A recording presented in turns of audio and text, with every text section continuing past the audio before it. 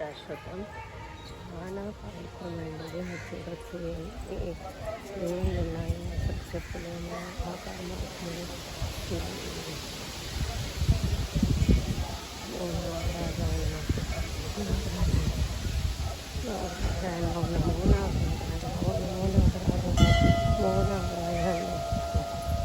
నాగరాజాయన ఎక్కడ చూసిన స్వామి విగ్రహాలు ఉన్నాయి.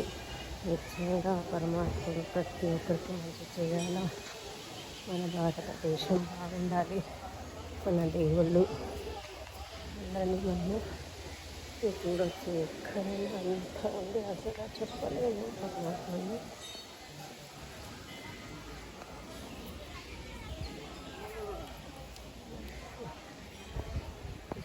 ప్లేసే లేదు, అసలు అంత ఉంది. అన్నీ ప్రతిష్టాపన చేశారు.